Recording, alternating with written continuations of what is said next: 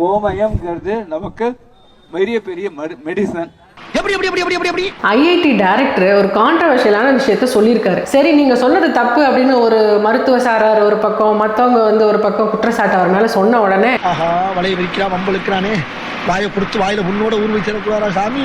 கோமியத்துல scientific validation இருக்கா இல்லையாங்கிறது தான் இது.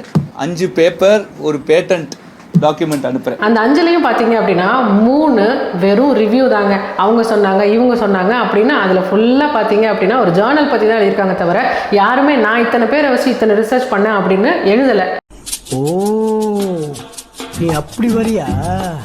இன்னும் மற்ற 2 அப்படின்னு பார்த்தீங்கன்னா ஒரு இதில் வந்து இன் வைவோ, அதாவது மைக்ரோஸ்கோப்பு கீழே வச்சு பார்த்தப்போ யார் யூரின்ல வேணாலும் இருக்கலாம். ஒரு நாயோட யூரின்ல கூட ஒரு ஆன்டிபயோட்டிக் தன்மை இருந்திருக்கலாம். ஒருவேளை இருக்குமோ, ஒருவேளை இருக்குமோ, இருக்குமோ, ஒருவேளை இருக்குமோ, இருக்குமோ, ஒருவேளை இருக்குமோ. அவர் கொடுத்த அந்த 5 ஆர்டிக்கல்லையுமே பார்த்தீங்க அப்படின்னா, அதாவது ஆயுர்வேதத்தில் பயன்படுத்தக்கூடிய அந்த கோமூத்ரா அப்படிங்கிறதுக்கு ஆர்சிடின்னு ஒன்று இல்லவே இல்லை. அதாவது ரேண்டமைஸ்டு கண்ட்ரோல்டு ட்ரையல்னு சொல்லுவோம். அப்படி ஒரு மருந்து வரணும்னா அதெல்லாம் தாண்டி தான் ஒரு மருந்தை வந்து அப்ரூவ் பண்ணுவாங்க. அதெல்லாம் இதுக்கு வரவே இல்லை. அதனால நம்ம யாரோ சொன்னாங்க, எதுவோ சொன்னாங்க அப்படின்னு நிரூபணம் பண்ணப்படாத எந்த ஒரு விஷயத்தையுமே நம்ம ஆன்டி பாக்டீரியலாவோ ஆன்டி ஃபங்கலாவோ அவர் சொல்கிற மாதிரி ஆன்டி இன்ஃப்ளமேட்டரியாவோ நம்ம எடுத்துக்க வேண்டாம் அப்படிங்கிறது தான் எங்களோட கருத்து.